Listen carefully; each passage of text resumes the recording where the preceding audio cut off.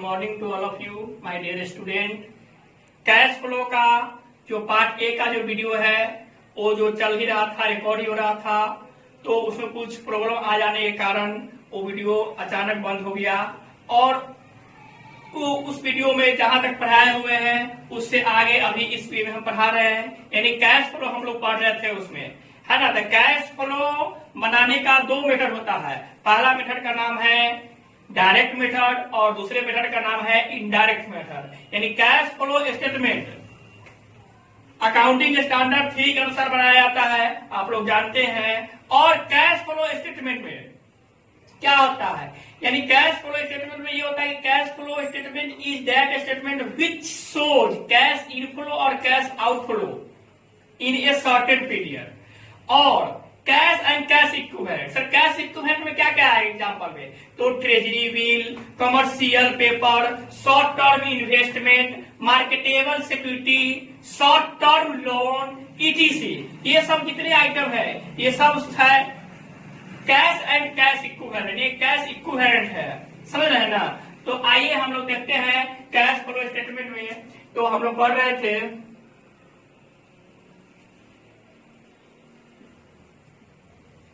Cash flow statement, ये तैयार किया जाता है AS3 के अनुसार,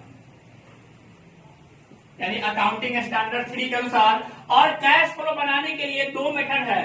पहला मेथड का नाम है डायरेक्ट मेथड और दूसरे मेथड का नाम है इनडायरेक्ट मेथड। डायरेक्ट मेथड और दूसरे मेथड का नाम क्या है, इनडायरेक्ट मेथड।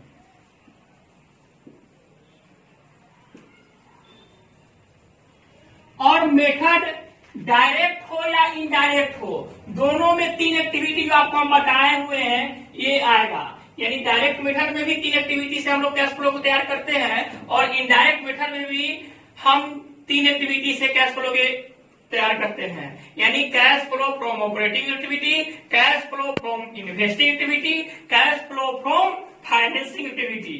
तो आइए देखते हैं इसमें भी क्या होगा, 3 एक्टिविटी होगा। पहला का नाम क्या है, तो आइए देखते हैं। पहला का नाम है ऑपरेटिंग एक्टिविटी और दूसरा का क्या नाम है, इन्वेस्टिंग एक्टिविटी। और तीसरा का क्या नाम है, फाइनेंसिंग एक्टिविटी।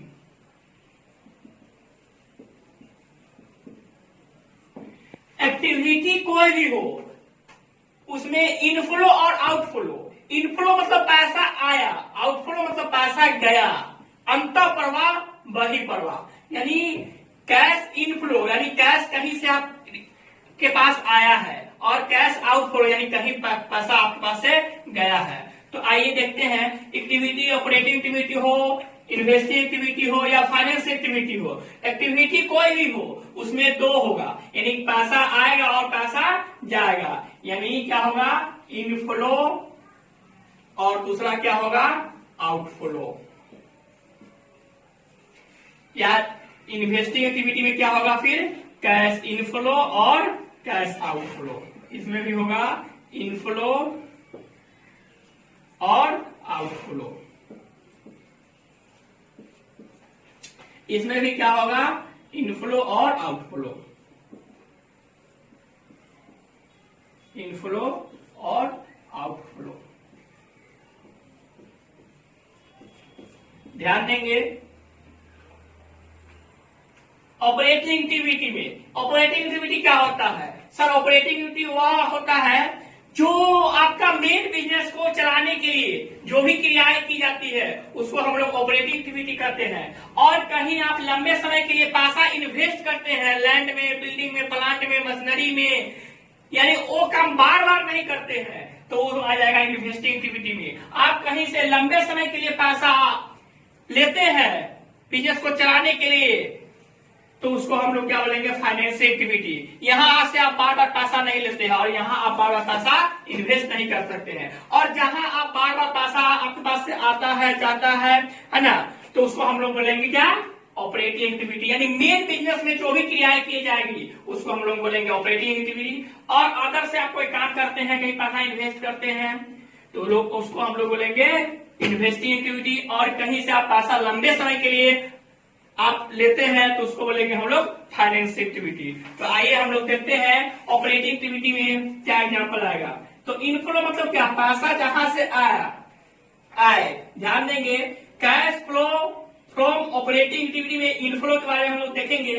तो देखिए पहला होगा cash cell, cash receive from debtor,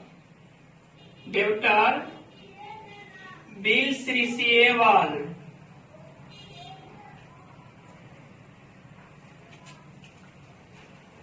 आगे होगा कमीशन रिसीव,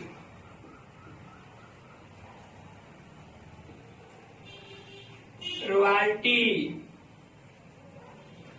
फी रिसीव।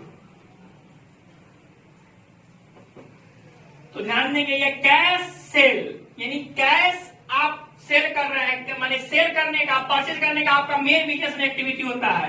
यानी कैश सेल जो आप करेंगे वो क्या होगा, आपका ऑपरेटिंग एक्टिविटी का जो कैश में देंगे। सर क्रेडिट सेल नहीं आएगा, नहीं बिल्कुल नहीं आएगा। ये इसलिए आएगा कि आप कैश फ्लो स्टेटमेंट बनाते हैं तो cash cell, cash receive from debtor, bills receivable, commission receive, royalty fee receive etc.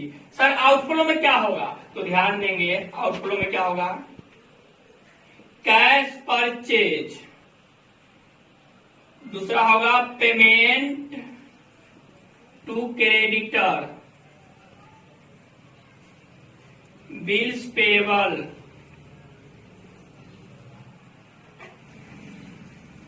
Payment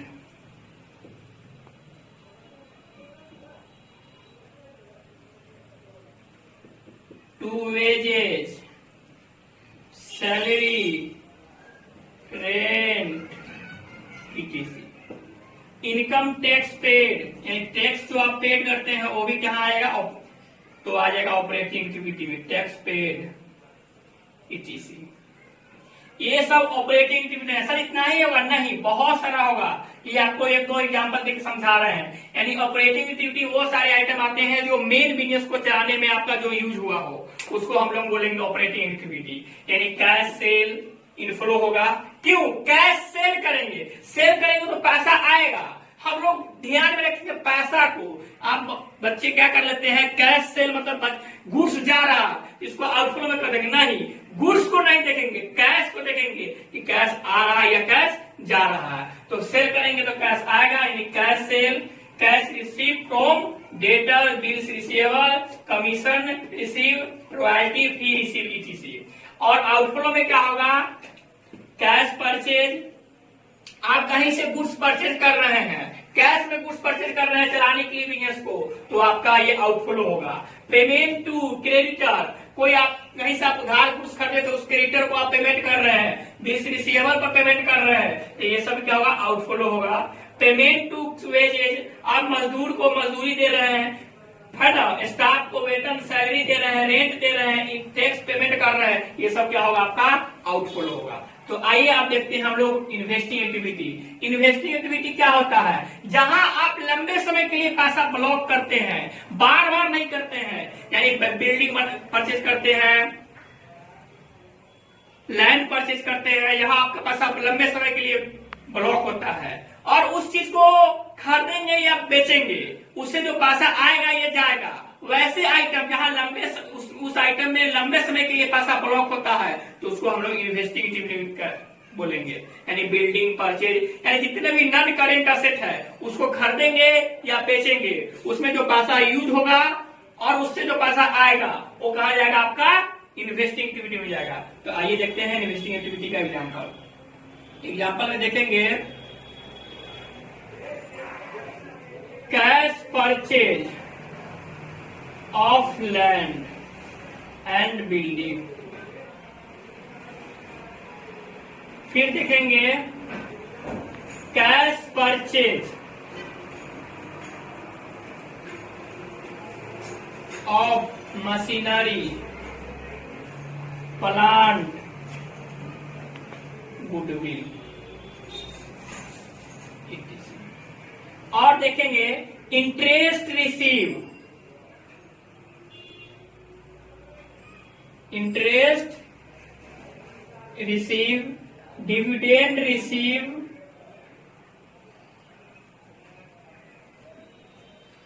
dividend receive, ये सब कहाँ आएगा? आपका आएगा इन्वेस्टिंग एक्टिविटी के इनफ्लो में, ईटीसी। तो ध्यान देंगे सर, ये तो समझ गए कि आप लैंड परचेज किए, बिल्डिंग परचेज किए, मशीनरी परचेज किए कैश में, सॉरी ध्यान देंगे ये परचेज किए, सेल यहाँ लिखिए, सेल करेंगे तो इनफ्लो आएगा। ध्यान देंगे ये सेल लिख रहे, क्योंकि कैश सेल करेंगे आप बिल्डिंग को, लैंड को, तो आपके पास पैसा आएगा, यानी जहां जहां परचेज किए वहां सेल किए। ध्यान देंगे यानी cash cell of land and building, cash cell of machinery, plant, goodwill, etc. Interest receive, dividend receive. Sir interest receive तो ऑपरेटिंग में आना चाहिए, नहीं। आप कहीं लंबे समय के लिए पैसा इन्वेस्ट करते हैं तो आपका वो पैसा इन्वेस्टिंग एक्टिविटी में जाता है, और उससे जो इनकम आएगा आपको वो भी इन्वेस्टिंग एक्टिविटी में जाएगा। आप किसी दूसरे कंपनी में पैसा लगा रहे हैं, शेयर खरीदे हुए हैं किसी दूसरे कंपनी से, और वहां से जो डिविडेंड मिलेगा वो यही आएगा, इन्वेस्टिंग एक्टिविटी में आएगा। समझ में आ रहा है? अब आइए इन्वेस्टिंग एक्टिविटी के आउटफ्लो में ध्यान देंगे। तो इन्वेस्टिंग एक्टिविटी के आउटफ्लो में देखेंगे हम लोग cash purchase of furniture, cash investment,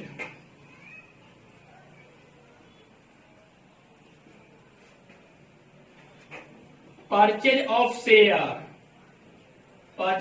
share in other company,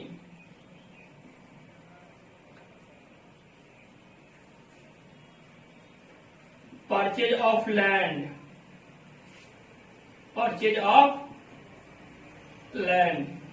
etc. ये सारे के सारे क्या होगा? आपका इन्वेस्टिंग एक्टिविटी होगा।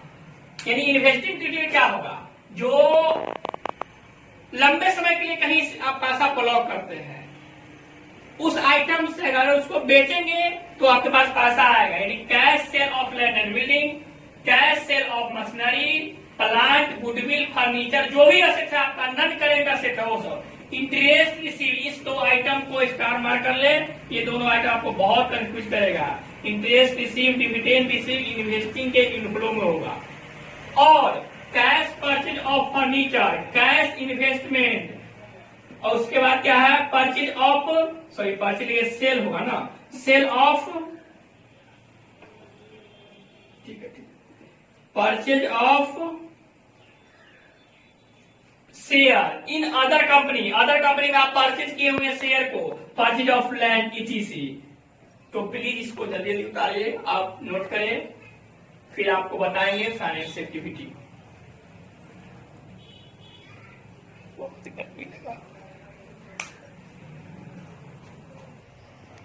जल्दी नोट कीजिए। अब हम लोग पढ़ेंगे फाइनेंसिंग एक्टिविटी।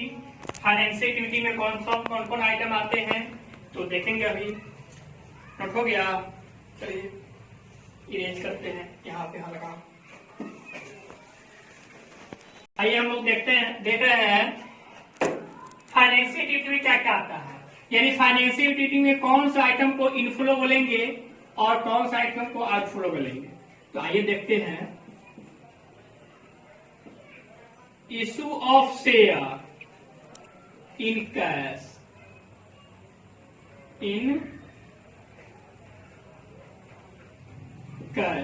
शेयर में दो तरह का शेयर होगा आपका, इक्विटी शेयर और दूसरा होगा आपका preference share.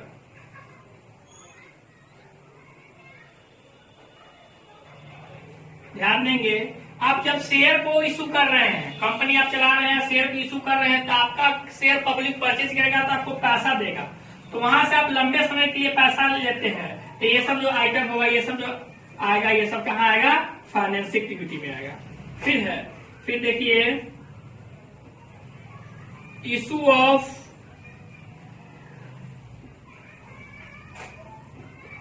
Debenture,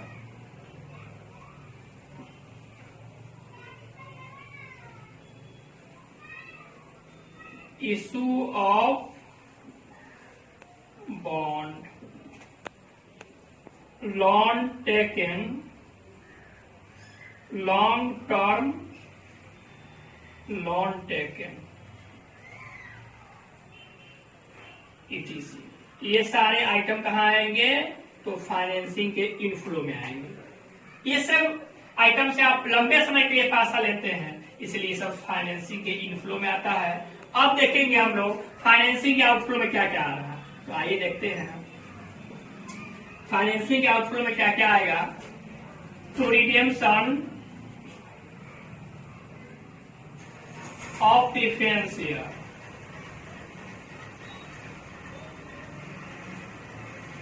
buy back of equity share,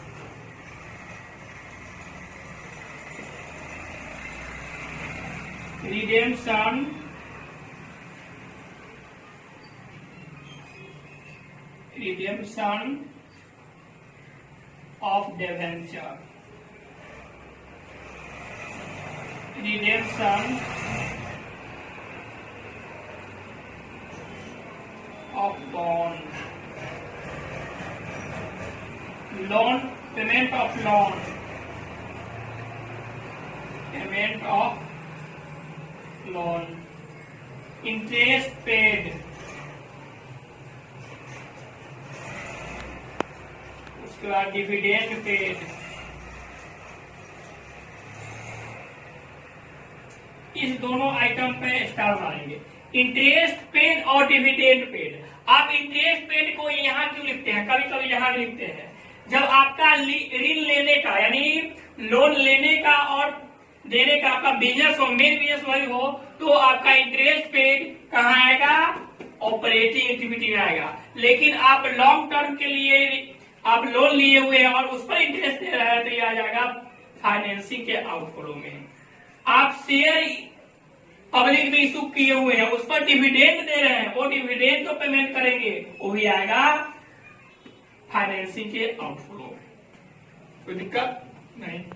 और वही इंटरेस्ट और वही डिविडेंड अगर रिसीव दिया हुआ है तो आएगा आपका इन्वेस्टिंग के इनफ्लो में। क्यों?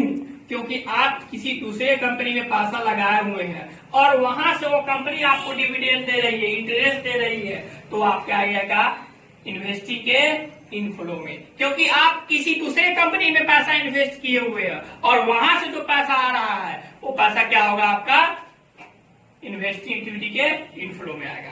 तो हम लोग अभी देखे हैं कैश फ्लो बनाने में कितना मेथड होता है? 2 मेथड। पहला का नाम है डायरेक्ट मेथड, दूसरा का नाम भी क्या है? Indirect method. और इस मेथड में 3 एक्टिविटी होता है, ऑपरेटिंग एक्टिविटी, इन्वेस्टिंग एक्टिविटी और फाइनेंसिंग एक्टिविटी। ऑपरेटिंग एक्टिविटी में भी इनफ्लो और आउटफ्लो, इन्वेस्टिंग एक्टिविटी में भी इनफ्लो और आउटफ्लो, फाइनेंसिंग एक्टिविटी में भी इनफ्लो और आउटफ्लो। ध्यान देंगे ऑपरेटिंग एक्टिविटी का इनफ्लो कौन कौन होगा? अभी 1-2 एग्जाम्पल आपको दिए हैं। आउटफ्लो क्या होगा अभी आप देखे हैं। इन्वेस्टिंग में इनफ्लो क्या होगा, आउटफ्लो क्या होगा अभी आप देखे हैं।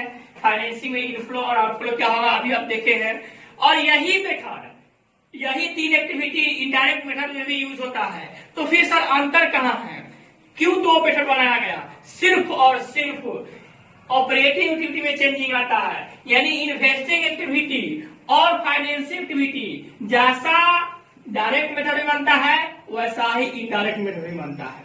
यानी इन्वेस्टिंग एक्टिविटी और फाइनेंसिंग एक्टिविटी जिस तरह हम लोग डायरेक्ट मेथड में बनाएंगे उसी तरह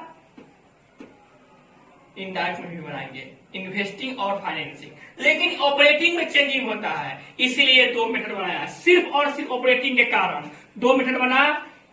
और दूसरा मेथड का नाम क्या है? Indirect method. तो आइए हम लोग देखते हैं कैश फ्लो किस किस चीज से तैयार करते हैं। इसको नोट करें,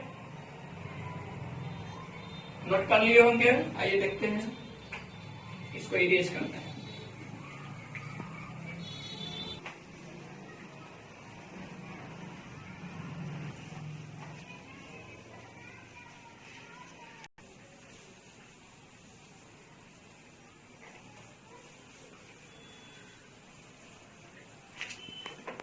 आइए हम लोग देखते हैं कैश फ्लो किस किस चीज से तैयार किया जाता है। Cash flow statement prepared from, पहला कैश फ्लो बनाने के लिए आपको देगा कैश बुक देगा। क्या देगा? Cash book. जब कैश बुक दे कैश फ्लो स्टेटमेंट बनाने के लिए तो सिर्फ और सिर्फ वो बनेगा डायरेक्ट मेथड से। किस मेथड से बनेगा? डायरेक्ट मेथड से। लेकिन कैश फ्लो बनाने के लिए आपको दे profit and loss, statement of profit and loss account, statement of profit and loss account, तो ये डायरेक्ट और इनडायरेक्ट दोनों से बनेगा। डायरेक्ट मेथड और इनडायरेक्ट मेथड दोनों से बनेगा। ध्यान देंगे मेरे प्यारे छात्र। अगर कैश फ्लो बनाने के लिए आपको दिए हुआ है बैलेंस शीट, बी में देखेंगे, बी में देखेंगे ये, और सी में देखेंगे, अगर बैलेंस शीट दिया हुआ है, बैलेंस शीट, तो सिर्फ और सिर्फ बनेगा किस मेथड से? इनडायरेक्ट मेथड से। और बैलेंस शीट के साथ एडिशनल इंफॉर्मेशन भी दिया रहेगा तो भी बनेगा क्या चीज से?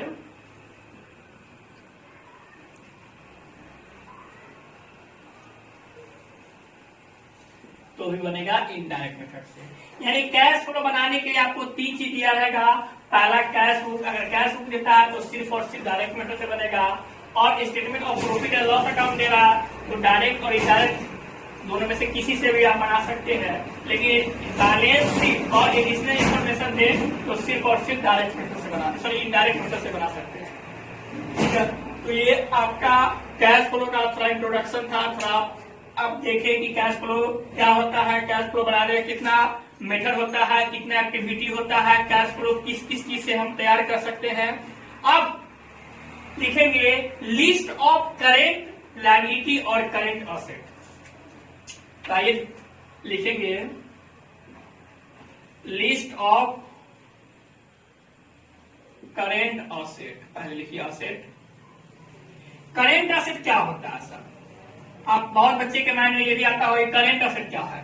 तो current asset is that asset which is converted with in operation period, और नॉर्मली ऑपरेशन पीरियड होता है और 12 मंथ का होता है, इसलिए इसको ये भी बोला जाता है कि क्या current asset is that asset which is converted with in the 12 month is called current asset. यानी करेंट असेट वो असेट है जो 12 महीने के अंदर कैश में कन्वर्ट हो जाता है। यानी वैसा असेट जो 12 महीने के अंदर कैश में कन्वर्ट हो जाए उसको हम लोग बोलेंगे करेंट असेट। या वैसा असेट जो ऑपरेशन पीरियड के अंतर्गत ही अगर वो कैश में कन्वर्ट हो जाता है तो उसको हम लोग बोलेंगे करेंट असेट है वो। तो इसका एग्जांपल देखेंगे अभी। पहला एग्जांपल लिखिए debtor, bills payable,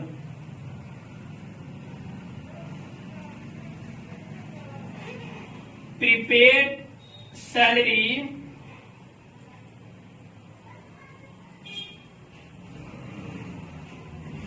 prepaid rent, advance commission,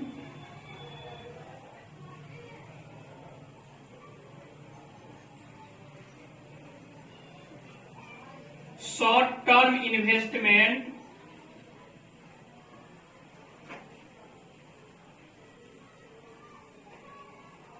ये सब क्या है आपका करेंट असेट। अब लिखेंगे list of current liability.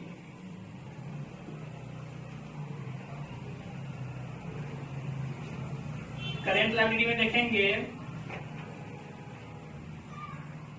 Creditor, bills, sorry यहां बिल्स रिसीवेबल ना होता,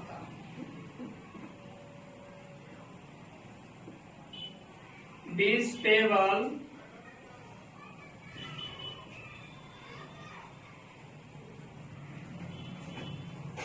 outstanding rent, outstanding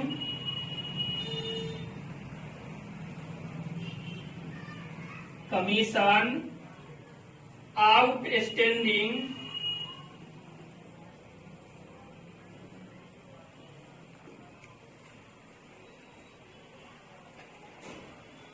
salary etc।